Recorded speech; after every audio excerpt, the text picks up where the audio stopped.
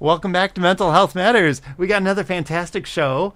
Today's part 2 of our fantastic show with David Shapiro talking about African PTSD relief. And David's the founder and executive director? Founding president. Founding president, okay, of this fantastic organization, which you're going to tell us about.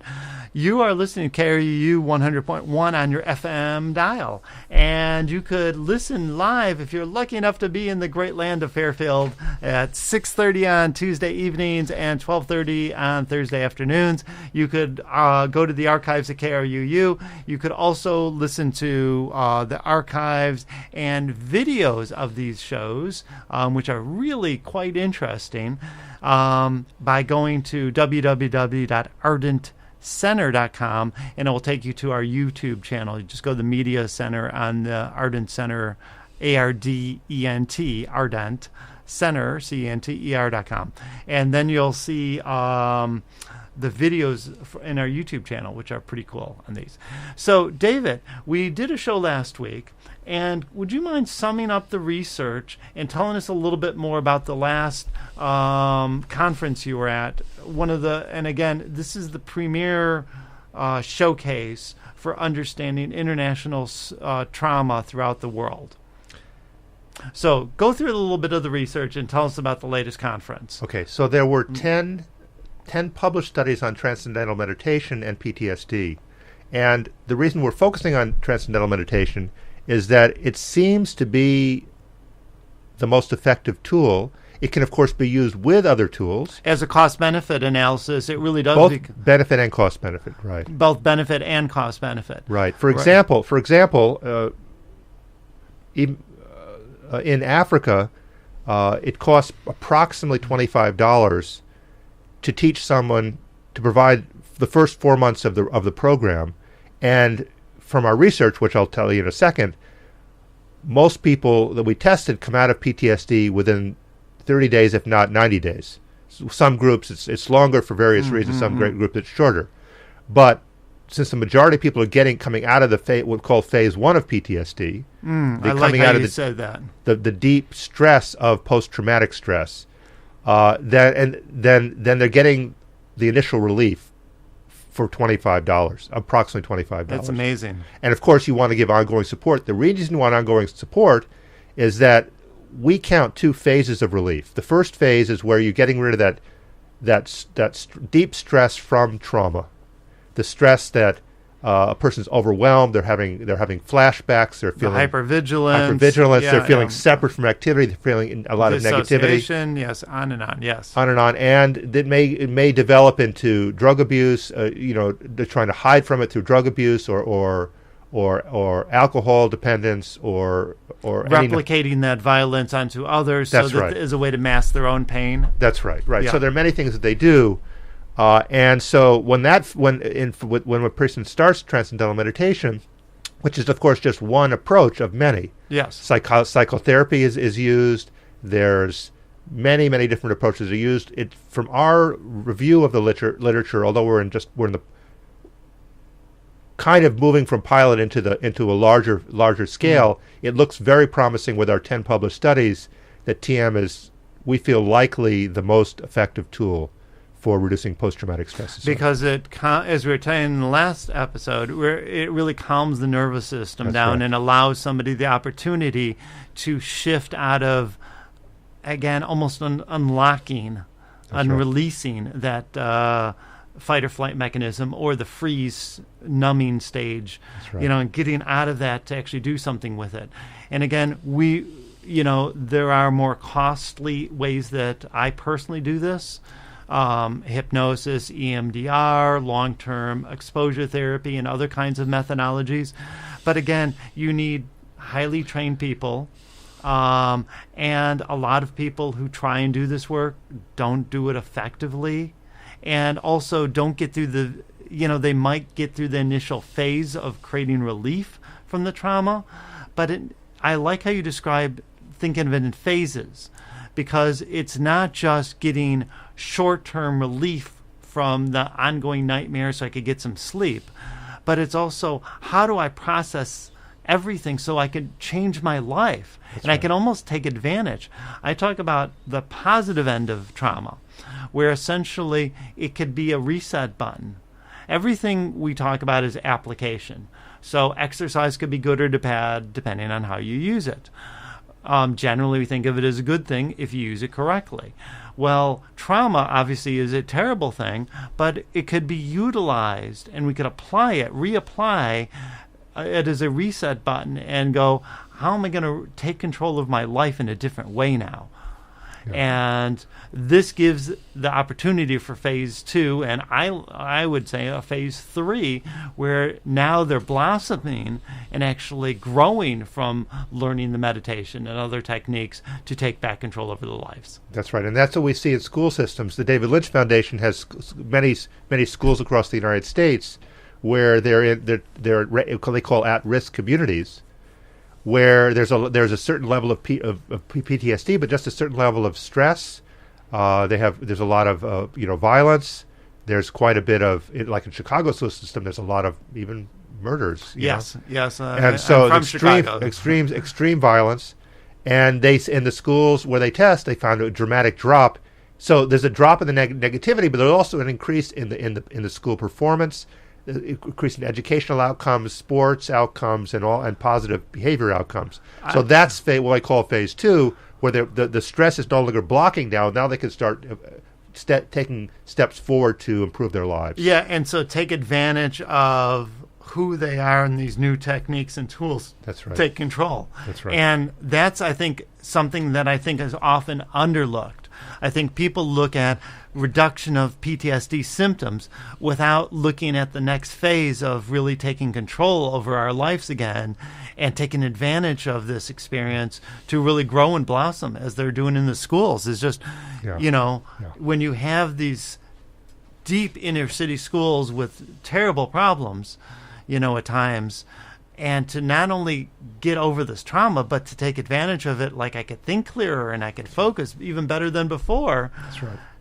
And we're finding that across Africa. We have communities where there have been turbulent and fighting wars for a long time, and they came to us in one community, in the Tasmara community, many schools and widows groups, and where they came to us, and we're teaching TM there to groups there. We're teaching TM in a school in Kibera, which is the largest urban slum in Africa, where it's a 1 square mile, but they've got, I think, a million people living there. So it's just totally packed, maybe 1.5 million. So very, very poor area where there's a lot of violence, and then we have an orphanage. We're actually a college in South Africa where we've been working with them. They have 30% of the incoming students have post-traumatic stress disorder. Wow. So and we're finding across the board that it's a very effective tool. So keep telling me about it. Okay, so we have a very effective tool for reducing post-traumatic stress disorder. What's interesting from the International Society for Traumatic Stress Studies annual meeting is that the approach taken is very pragmatic by the leaders in World Health Organization. They're seeing groups with millions of people, and the thought comes to their mind: how do we handle this very large group of people with a wide range of mental health problems? And then the solution is, obviously, they think, well, we can do what we think is best, what we know is best, but like psychotherapy, that's what they're used to using, or whatever else they're using, but they say could be very expensive, very expensive to perform, or they can do something. They can train some local people to do something which they don't have that much experience, and they may only produce a third of the effect or a quarter of the effect, but there's some improvement. Yes. For many, many more people. So they basically have to do a cost-benefit analysis. Absolutely. And the peer-to-peer support is very, very good stuff. Right. So, like in the States, they do a lot of NAMI training, is fantastic work. Yeah. But again, how much needs to get done, and what's the cost-benefit analysis? I think thinking of it pragmatically as opposed to something else, I think is a really good way to do it. What's the most effective what's the biggest bang for my buck? Well, it might be that you'd start to, truthfully, depending upon what one's goal was, we might start with a group of local people who would just make people feel comfortable. If you're thinking of millions of people, right. You start with lay people, and you give them some care, some very easy attention, and the people who really have marginal problems, they're better and they're living their lives. And then what's left, maybe you do something that's more expensive but very effective, like TM, where you're going to get a huge number of people out of not only PTSD but depression, anxiety, and that whole there's a whole series of conditions like that. Absolutely, comorbid, which absolutely comes out with that. The drug abuse, etc. And then you could almost do a third phase. I mean, it would be fascinating to do a step by step. To do it step by step. And a third phase of so people who need more intensive follow-up care. Right. Now that the nervous system and I can actually process through the trauma that happened. Because, again, trauma isn't what happened to us. It's what we do to ourselves and get trapped in within ourselves over and over again. That's right. And so the third phase is maybe now, for the limited people who need it, now we're talking psychotherapy, medication and intervention if that's needed, or whatever's needed. That's right. Or even at the beginning, you say this person is clearly paralyzed. Yes. Emotionally paralyzed. They're in very deep problem. I talked to you're also a very experienced psychologist. They said this person should be on medicine because they may hurt themselves. Yeah. So they need it not for long-term benefit, but to settle them down so they're not going to actually hurt themselves. Yeah. So everything has its place, but so that's why we go to these big conferences, because they show the mature oversight that organizations like World Health Organization have when they figure out what's the most effective and cost-effective way of handling very large groups with a wide variety of problems. So that's one of the things I gleaned from that. We were giving a little presentation at that meeting on the percentage of PTSD in two schools that we happened to be testing, and we said at the same time we thought, let's see what the level of PTSD is, and it was high. So we thought that we just wanted to tell the International Society for Traumatic Stress Studies, 1,000 scientists who were there, that there seems to be a big problem in Africa. We wanted you at least to be aware of that, so you can start doing rigorous studies on measuring the level of PTSD and depression across Africa. And I think it's a really interesting place to start, because it's one thing to say this in the U.S. or in Europe or some other place, affluent countries, that maybe thinks, we'll just go for the more elaborate financial cost because we can afford it. But how do you do it in such a neglected area, parts of the world? And there's so many parts of the world. You could move from Africa to Asia to wherever, where there's lots of people and lots of poverty who are terribly traumatized. Right. And how do we get them out? How do we get everybody out of this? And so that's their issue. And they're favoring now trying to do protocols to help very large, not give full care to very large numbers of people. I think the formula we have now is spend a little bit more and provide something that's going to provide not only stress, trauma, depression relief, but also an ongoing development, inner development to those next phases to excel, to those next phases of relief, to excel. But I think it's costing less to get much more. That's right. I mean, to phrase it differently. Yeah, and that's what needs to be done now on research on every area, is not just do research, but also do the cost-benefit and economic analysis along with that. Absolutely. Sadly, we do need to think about economics because there's only so much resources out there. Even there are 12 or 13 million refugees who want to leave Syria to go to Europe or wherever. Absolutely. And you can say, and they may go to a country that has more money if they're allowed in. Right. But then the question is, what's the best way to handle that? And the countries may have a lot of money, they may be affluent, but they may be burdened economically by this huge bill. And even if the people, there's a concern about people coming in who might be terrorists, that's one issue people can debate one way or the other. But the tendency, if people don't have traumatic stress or post-traumatic stress disorder, they're happier inside. There's not the incentive to go out and hurt other people. Absolutely, and I think that's a really interesting concept. The way to address terrorism is not more violence. That's right. But in fact, relieve the stress, relieve the violence that's going on with the person. Right. That's right. And so, you might have a Syrian refugee that made it to Germany, and they're warmly welcomed. but how do they let go of the stress and the trauma that they've been under? That's right. And if they're ostracized in that country and they're isolated and ridiculed and feared, well, they're more likely to turn to the very thing that you were afraid of them becoming in the first place. Or if they're simply not treated properly, and they carry it with them, it may be triggered by anything, and they may react inappropriately, even if almost nothing happens. Yeah, absolutely, because again, the trauma is still there with That's them. right. It's not going to just magically go away. That's right. And I think that's the biggest thing for all of us that get trauma. We often think, oh, well, it'll just go away. Yeah. You know, it happened before, you know, this bad thing happened. Okay, it wasn't quite as bad. It'll just go away. I had a car accident and, you know, okay, so it's worse this time. Yeah. No, sometimes it doesn't go away because the brain can't process. That's right. As we talked about in the last show. That's why post-traumatic stress is very simple. Post-traumatic stress is not just trauma. It's the deep, chronic, long-term stress arising from a trauma. Yes. There's something that happens in the brain that's what they're recognizing, a condition where the amygdala is switched on and the man or woman just simply does not know how to turn it off. Absolutely. And you can't, even if you think you know what you're doing. It's By the way, you're listening to KRUU 100.1 on your FM dial. And we are rolling along here. We've got... we're going into this fantastic show on PTSD, but so much that could be explored with these possibilities. And I think it's really interesting to look at for each of us. We might not be in Africa, but we might be going through our own stressors and our own pain. And so it's always, yes, we can't relate to the larger trauma, but we've all had pain. We've all had trauma. And how have we processed through it? And what pieces haven't we? And how can we help others? Because we're in the same ship. And if that ship rises and we could help other people, well, those will bring economic benefits and health benefits to us.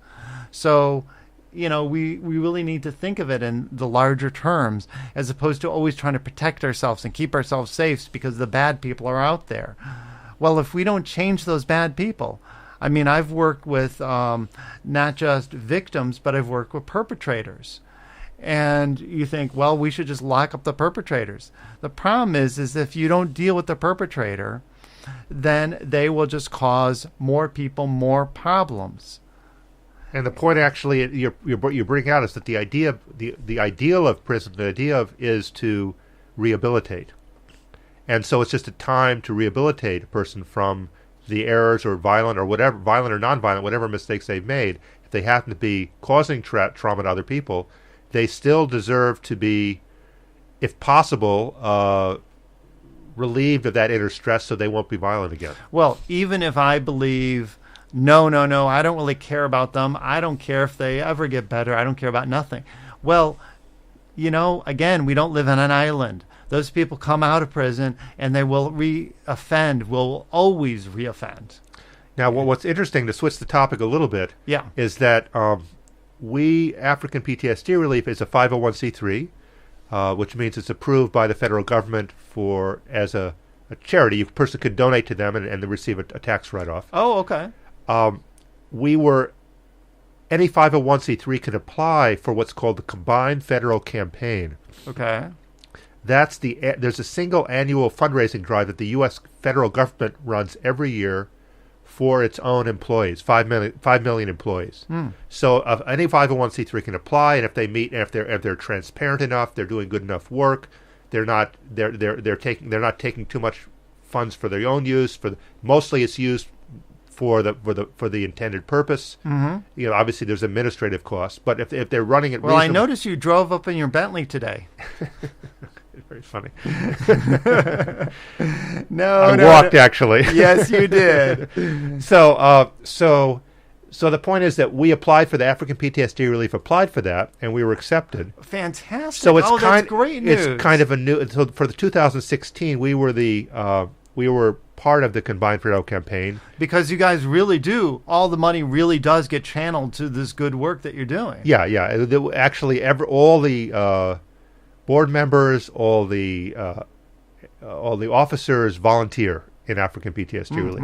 So we just have some small office expenses, and we send as much as we can to Africa So obviously, we spend a little money to try to raise funds, but most of the money goes to Africa.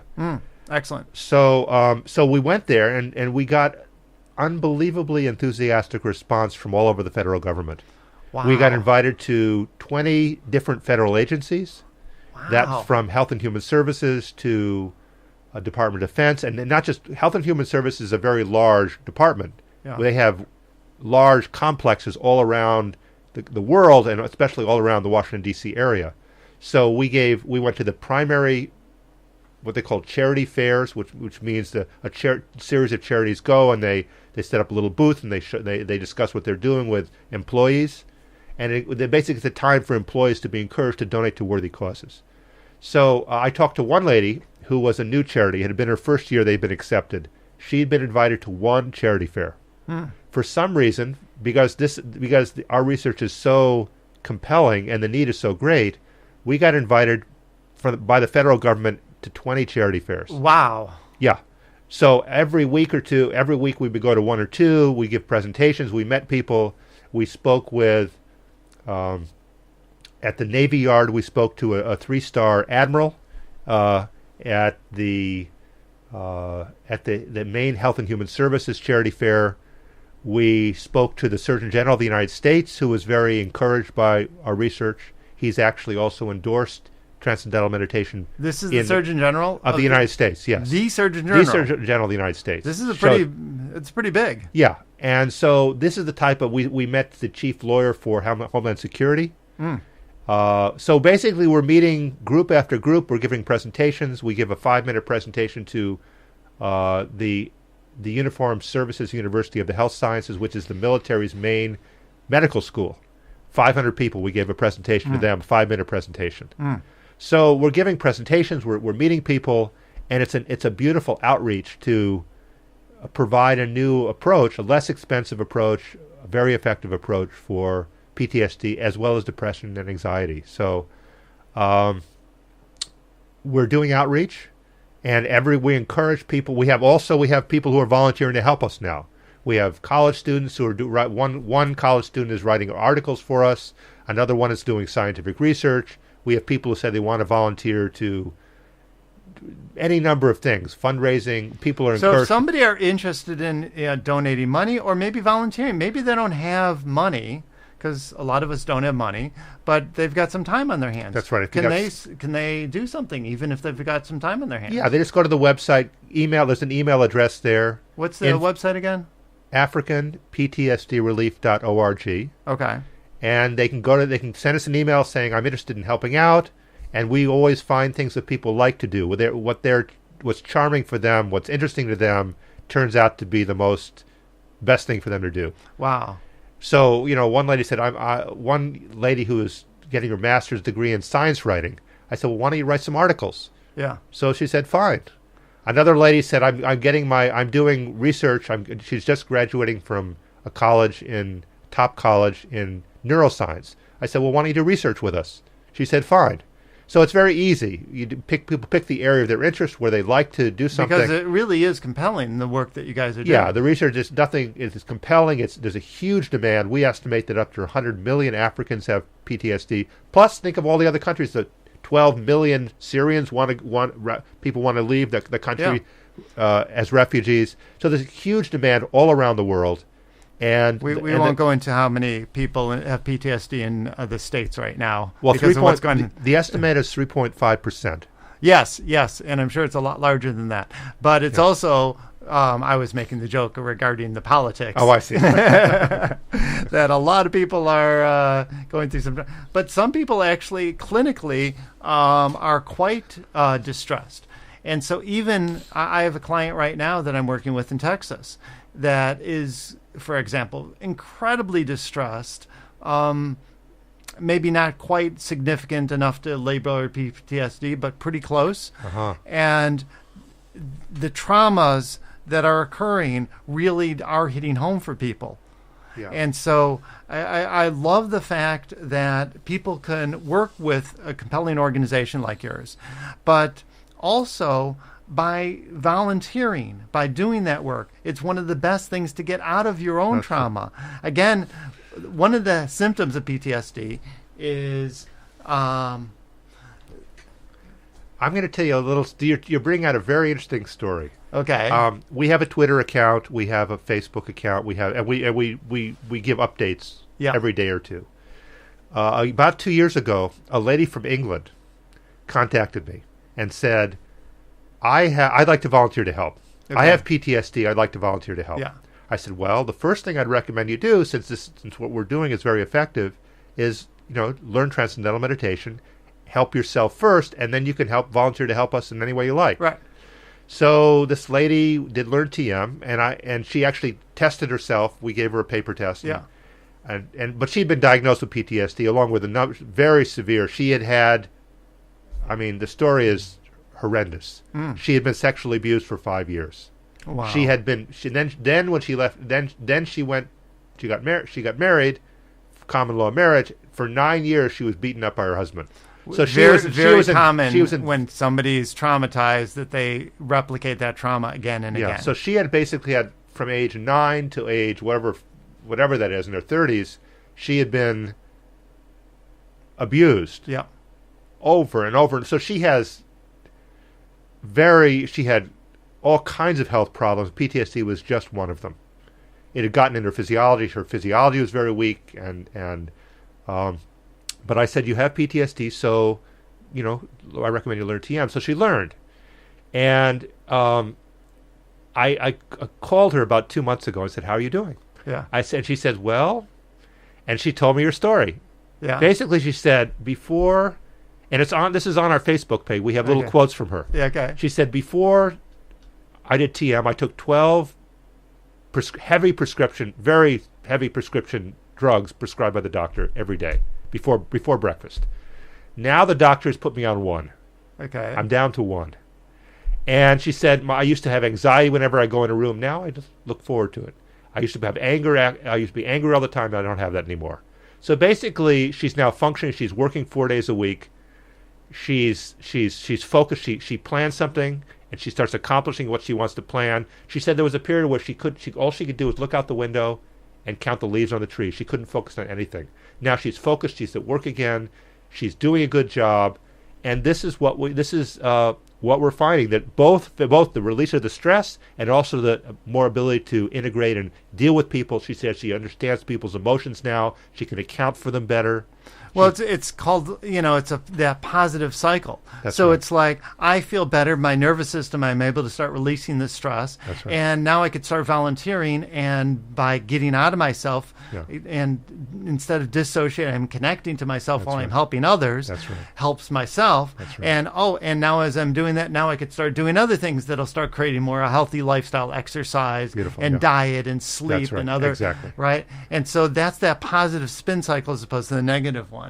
So in our final few seconds here, what else? The lovely story. Anything else you want to say? Well, I think we've really touched on it. There are traumatic stresses all around the world from traumatic events, and we now have tools to not to collect the stress from the trauma, to use every event as a step of growth, and and people do have PTSD. We've got good evidence-based approach, transcendental meditation, which is both effective and cost-effective. We encourage people to support, donate time or donate funds to help people in need around the world. Fantastic. Thank you again, David, so much for coming on. And one last time, can you give us the website?